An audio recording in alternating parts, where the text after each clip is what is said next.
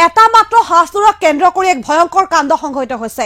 নিমিষতে চাৰখাৰ হৈছে দুটাকৈ পৰিয়াল, নিশেষ হৈছে দুটাকৈ পৰিয়াল আৰু বজাৰীত সংঘটিত হৈছে এক ভয়ংকৰ ঘটনা। মাত্ৰ এটা হাঁচোৰক কেন্দ্ৰ কৰি সৃষ্টি হৈছে এক ভয়ংকৰ ঘটনা। জনাইছো খবৰটো এই মুহূৰ্তত কি হৈছে হাঁচোৰীক কেন্দ্ৰ কৰি। চুৰ কৰি ধৰা পৰাত চুৰে সংঘটিত কৰিছে এক ভয়ংকৰ কাণ্ড। এটা হাল হৈছে ইয়াত বুকুত কলো যে এইটো কি আনছা যে নকবি এইটো মই হাঁহ চুৰ কৰি আনছো মাৰা ধৰা কৰছো। হাঁহ চুৰ কৰি ধৰা পৰিছিল এগৰাকী যুৱক আৰু সেই যুৱকগৰাকীয়ে এক ভয়ংকৰ কাণ্ড সংঘটিত কৰিছে। চুৰ কৰি ধৰা পৰা দীপ বৈশ্য নামৰ যুৱকগৰাকীয়ে জ্বলাই দিলে দুটাকৈ বাসগৃহ। দুজন লোকৰ বাসগৃহত অগ্নিকাণ্ড সংঘটিত কৰিলে দীপ বৈশ্য নামৰ যুৱকগৰাকীয়ে।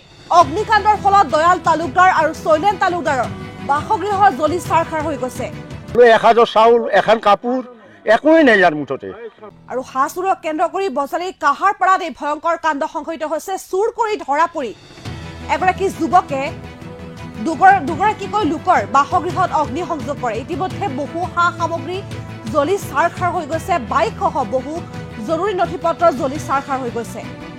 আৰু হাঁহ চুৰ কৰি ধৰা পৰাৰ পাছতে ক্ষোভত ফাটি পৰে যুৱকগৰাকী আৰু যুৱকগৰাকীক মাৰপিট কৰা হৈছিল হাঁহ চুৰ কৰি ধৰা পৰাৰ পাছত। আৰু এই ঘটনা সংঘটিত হোৱাৰ পাছতে যুৱকগৰাকীয়ে অগ্নি সংযোগ কৰিছে দুগৰাকীকৈ ব্যক্তিৰ বাসগৃহত। ইতিমধ্যে জ্বলি চাৰখাৰ হৈ গৈছে দুজনকৈ ব্যক্তিৰ বাসগৃহ।